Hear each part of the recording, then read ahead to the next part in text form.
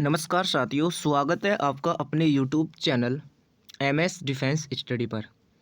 साथियों, इस वीडियो में बात करने वाले हैं एसएससी एमटीएस परीक्षाओं के लिए जीके जीएस के कुछ इंपॉर्टेंट क्वेश्चनों पर हम डिस्कस करने वाले हैं, जो कि आपके एसएससी एमटीएस एग्ज़ाम के लिए अति महत्वपूर्ण क्वेश्चन ये रहने वाले हैं। साथियों, वही क्वेश्चन आपको यहाँ पर करवाए जाने वाले हैं जो कि आपके एसएससी एमटीएस एग्ज़ाम में किसी न किसी शिफ्ट में आपसे पूछे जाने वाले हैं। साथियों, 99% क्वेश्चन यहीं से आपको देखने को मिलने वाले हैं।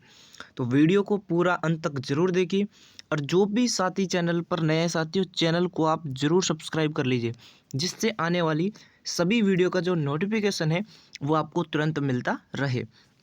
तो चलिए साथियों, स्टार्ट करते हैं आज के इन क्वेश्चनों को। तो पहला क्वेश्चन साथियों आपकी स्क्रीन पर है, भारत का सबसे पुराना राष्ट्रीय पार्क कौन सा है? भारत का सबसे पुराना राष्ट्रीय पार्क आपसे पूछा है कि कौन सा है। तो जल्दी से आंसर दीजिए। ऑप्शन दे रखे हैं काजीरंगा राष्ट्रीय पार्क, ऑप्शन बी दे रखा है हेमिस राष्ट्रीय पार्क, ऑप्शन सी दे रखा है राजाजी राष्ट्रीय पार्क, और ऑप्शन डी दे रखा है जिम कॉर्बेट राष्ट्रीय पार्क। तो आपका साथियों राइट आंसर ये हो जाएगा, सबसे पुराना आपसे पूछा राष्ट्रीय पार्क कौन सा है, तो वो है आपका जिम कॉर्बेट राष्ट्रीय पार्क। कौन सा है साथियों? जिम कॉर्बेट राष्ट्रीय पार्क। तो राइट आंसर क्या हो जाएगा इस क्वेश्चन का? Option number D. अगला क्वेश्चन देखिए, नौटंकी कहाँ का प्रमुख लोक नृत्य है? नौटंकी की बात कर रहे हैं। नौटंकी कहाँ का प्रमुख लोक नृत्य है? ऑप्शन दे रखा है गुजरात, बिहार, उत्तर प्रदेश या झारखंड। तो नौटंकी की बात करें तो साथियों ये आपके उत्तर प्रदेश राज्य का, कहाँ का? उत्तर प्रदेश राज्य का क्या है साथियों? लोक नृत्य है आपका नौटंकी। ठीक है, चलिए अगले क्वेश्चन की ओर बढ़ते हैं। नेक्स्ट क्वेश्चन है, राष्ट्रीय डेयरी अनुसंधान संस्थान कहाँ स्थापित है? पूछा है राष्ट्रीय डेयरी अनुसंधान जो संस्थान है ये स्थापित है कहाँ पर है? करनाल में है, हिसार में है, आनंद में है, या आपका जयपुर में है? तो ये आपके साथियों करनाल में है। कहाँ पर है? करनाल में है आपका राष्ट्रीय डेयरी अनुसंधान संस्थान साथियों। ठीक है, इस क्वेश्चन का राइट आंसर क्या हो जाएगा? Option number A. अगला क्वेश्चन देखिए, लगातार 2 ओलंपिक पदक जीतने वाली एकमात्र भारतीय महिला खिलाड़ी कौन है? जल्दी से आंसर दीजिए।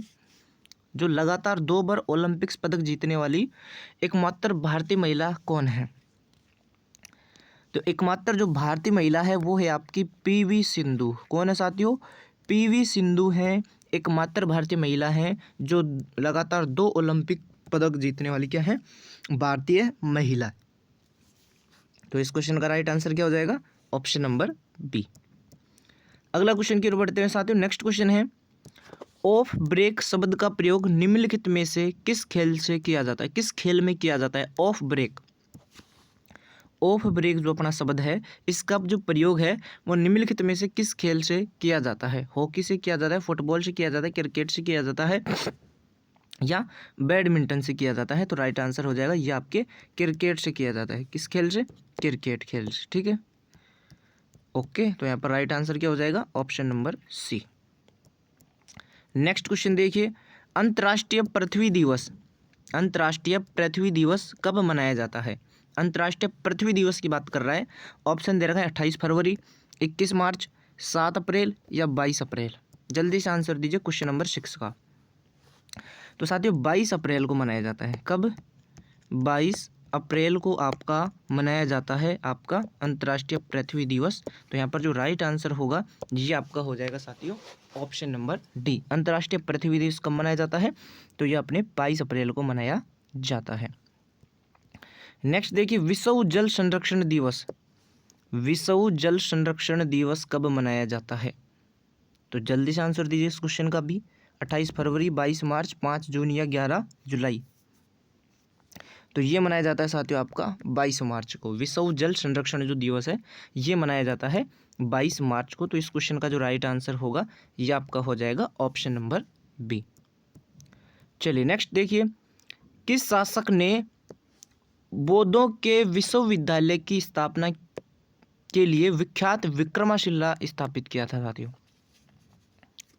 क्वेश्चन थोड़ा सा टाइप होने में गलत हो गया। किस शासक ने बौद्धों के लिए, यह है बौद्धों के लिए विख्यात विक्रमशिला विश्वविद्यालय की स्थापना की थी? ये है क्वेश्चन, ठीक है। किस शासक ने बौद्धों के लिए विख्यात विक्रमशिला विश्वविद्यालय की स्थापना की थी, ये पूछा है। कौन से शासक थे वो? महिपाल थे, देवपाल थे, गोपाल थे या धर्मपाल थे? तो राइट आंसर हो जाएगा साथियों, तो वो शासक थे आपके धर्मपाल। कौन थे? धर्मपाल शासक थे, ठीक है। तो राइट आंसर क्या हो जाएगा इस क्वेश्चन का? Option number D. अगला क्वेश्चन देखिए साथियों, गौतम बुद्ध ने अपना प्रथम उपदेश जो है ये कहाँ पर दिया था? गौतम बुद्ध की यहाँ पर बात कर रहा है। गौतम बुद्ध ने अपना जो प्रथम उपदेश है ये कहाँ पर दिया था? बोध गया में दिया था, लुम्बिनी में दिया था, सारनाथ में दिया था या कुशीनगर में दिया था? तो 9 नंबर क्वेश्चन का जो राइट आंसर हो जाएगा ये हो जाएगा आपका सारनाथ। कहाँ पर दिया था साथियों? सारनाथ में दिया था। गौतम बुद्ध ने अपना प्रथम उपदेश कहाँ पर दिया था साथियों? सारनाथ में दिया था। तो राइट आंसर हो जाएगा इस क्वेश्चन का ऑप्शन नंबर सी।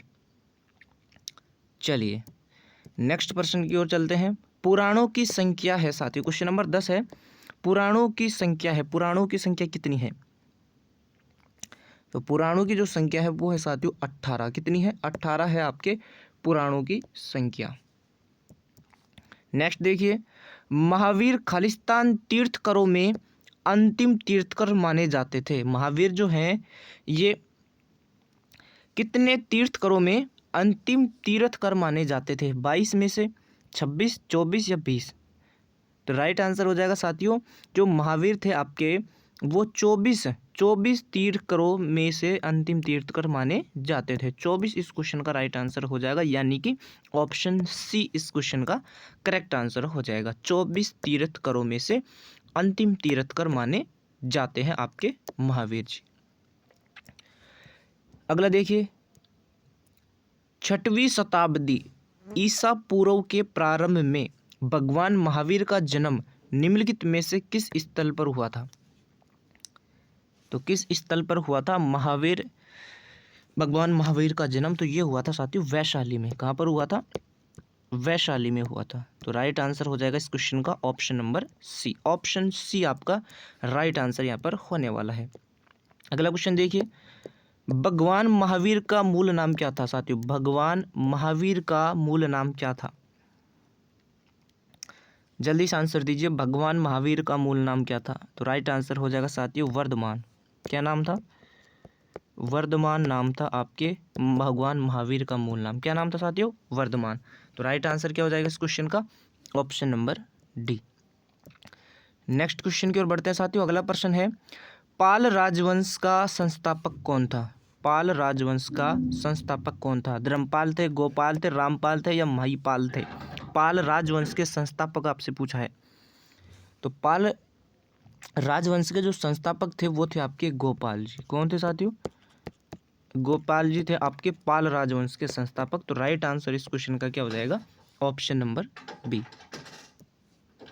चलिए नेक्स्ट प्रश्न देखिए, कोणार्क का सूर्य मंदिर, कोणार्क का जो सूर्य मंदिर है ये किसने बनवाया था? जल्दी से आंसर दीजिए साथियों, कोणार्क का जो सूर्य मंदिर है ये किसने बनवाया था? तो ये आपके बनवाया था नरसिंहदेव प्रथम ने। किसने? नरसिंहदेव प्रथम ने बनवाया था साथियों कोणार्क का सूर्य मंदिर। तो इस क्वेश्चन का जो राइट आंसर होगा ये आपका हो जाएगा ऑप्शन नंबर बी। कोणार्क का जो सूर्य मंदिर है ये आपका बनवाया था नरसिंहदेव प्रथम ने बनवाया था। चलिए नेक्स्ट देखिए, स्वराज दल या पार्टी की स्थापना किसने असफल के बाद हुई? किसके असफल के बाद हुई? यहाँ पर पूछा है कि स्वराज दल या पार्टी की जो स्थापना है वो किसके असफल के बाद हुई थी? असहयोग आंदोलन के असफल के बाद हुई थी, सविनय अवज्ञा आंदोलन के असफल के बाद हुई थी, रोलेट बिल सत्याग्रह के असफल होने के बाद हुई थी, या उपरोक्त में से कोई नहीं? इस क्वेश्चन का राइट आंसर क्या होगा? जल्दी से आंसर दीजिए। तो इस क्वेश्चन का जो राइट आंसर होगा वो हो जाएगा साथियों असहयोग आंदोलन की असफलता के बाद हुई थी आपकी स्वराज दलिया पार्टी की स्थापना साथियों। कब? असहयोग आंदोलन के असफल के बाद। तो राइट आंसर क्या हो जाएगा इस क्वेश्चन का? Option number A. चलिए अगले प्रश्न की ओर बढ़ते हैं साथियों। नेक्स्ट है, भगत सिंह, राजगुरु तथा सुखदेव को कब फांसी दी गई थी? जल्दी से आंसर दीजिए, भगत सिंह, राजगुरु तथा सुखदेव को कब फांसी दी गई थी? ऑप्शन दे रखा है 23 मार्च 1931, 23 मार्च 1932, 23 मार्च 1933 या 23 मार्च 1934। तो राइट आंसर हो जाएगा इस क्वेश्चन का 23 मार्च 1931 को आपको दी गई थी फांसी भगत सिंह, राजगुरु और सुखदेव को साथियों। तो राइट आंसर हो जाएगा यहाँ पर ऑप्शन नंबर ए। चलिए नेक्स्ट प्रश्न देखिए, 8 डिग्री चैनल निम्नलिखित में से किसको पृथक करता है? जो 8 डिग्री जो चैनल है साथियों, वो निम्नलिखित में से किसको पृथक करता है, ये आपसे पूछा है। तो ये आपके लक्षद्वीप को मालदीव से पृथक करता है। लक्षद्वीप को मालदीव से क्या करता है साथियों? पृथक करता है आपका 8 डिग्री चैनल। ठीक है साथियों, ये भी याद रखना, इंपॉर्टेंट सवाल है। लक्षद्वीप को मालदीव से क्या करता है? अलग करता है, पृथक करता है। चलिए अगला देखिए, निम्नलिखित में से किस शहर को भारत का शून्य मील केंद्र के नाम से जाना जाता है?